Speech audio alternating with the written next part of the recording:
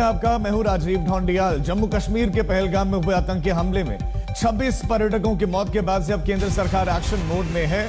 जानकारी के मुताबिक आतंकवादियों के हमले में एक नेपाली पर्यटक समेत 26 की जान गई। अब तक की जांच में यह भी साफ हो गया कि आतंकवादियों के तार सीधे पाकिस्तान से जुड़े हैं और अब मोदी सरकार एक्शन में है। जम्मू कश्मीर पुलिस ने पहलगाम आतंकी हमले में एफआईआर दर्ज कर ली है और आतंकवादियों की जानकारी देने वालों को 20 लाख रुपए का इनाम देने का ऐलान है।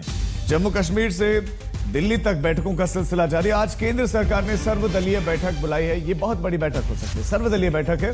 रक्षा मंत्री राजनाथ सिंह इस बैठक की अध्यक्षता करेंगे और इस बैठक में शामिल होने के लिए नेता विपक्ष राहुल गांधी और कांग्रेस सांसद मुझे बताया जा रहा है कि विदेशी दौरा छोड़कर भारत लौट रहे हैं, तो राहुल गांधी भी इस बैठक का हिस्सा बनेंगे। पहलगाम हमले को लेकर कांग्रेस कार्य समिति की भी आज अहम बैठक होने वाली है।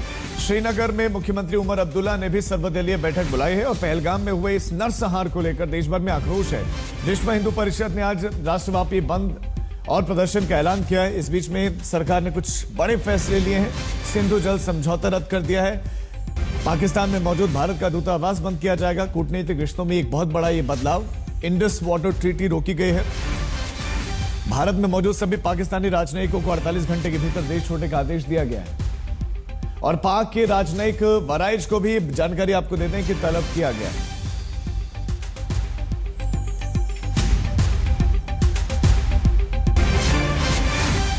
हमारे दो संवाददाता इस खबर पर ज्यादा जानकारी के साथ जुड़ गए हैं। कश्मीर घाटी से हमारे साथ मीर फरीद हैं, तो हिमांशु मिश्रा हमारे साथ दिल्ली से हैं। हिमांशु, सबसे पहले आपके पास आते हुए कुछ 5 बड़े फैसले लें जिनका बड़ा जिक्र हो रहा है, लेकिन आपसे यह भी जानना चाह रहा हूं कि पुलवामा के बाद भी क्या इस तरह के फैसले लिए गए थे या अमल में नहीं आए थे जो अब लिए गए हैं? इनका इंपैक्ट क्या होगा? क्या ये सॉल्यूशन भी है?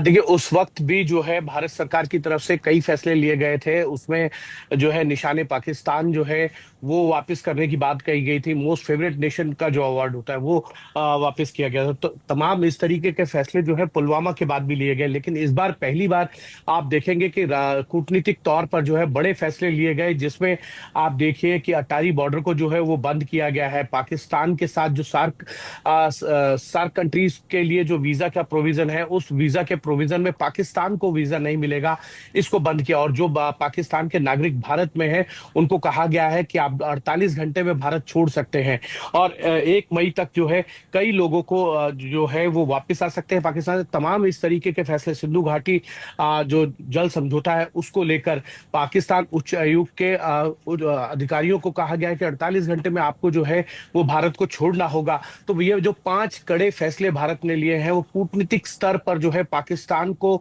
ये बताने के लिए लिए गए हैं, राजीव, कि आपकी धरती जो है, आपकी जो जमीन है वो भारत के खिलाफ आतंकवादियों को पनाह देती है और उनके लिए वहां पर जो रिसोर्सेज है वो मुहैया कराए जाते हैं। जब तक ये बंद नहीं होगा भारत जो है इसी तरीके के कड़े फैसले लेता रहेगा। इससे पहले हमने देखा है कि क्रिकेट मैचेस हो या खेल के मैदान पर कई ऐसे फैसले लिए गए कि भारतीय टीम वहां नहीं जाती है, जिसका नुकसान जो है पाकिस्तान को पहले से ही होता रहा है। और अब ये बड़े फैसले लेने के बाद भारत की तरफ से ये साफ कर दिया गया है कि पाकिस्तान में जब तक आतंकवादियों को पनाह देना बंद नहीं किया जाएगा, भारत के साथ जो उनके व्यापारिक हो, कूटनीतिक संबंध हो या खेल संबंध हो या राजनयिक संबंध हो, सभी संबंधों को जो है अलग उनके साथ समझौते को नहीं तोड़ा जा सकता है। और ये संदेश जो है कल दिया गया सीसीएस की बैठक के दौरान।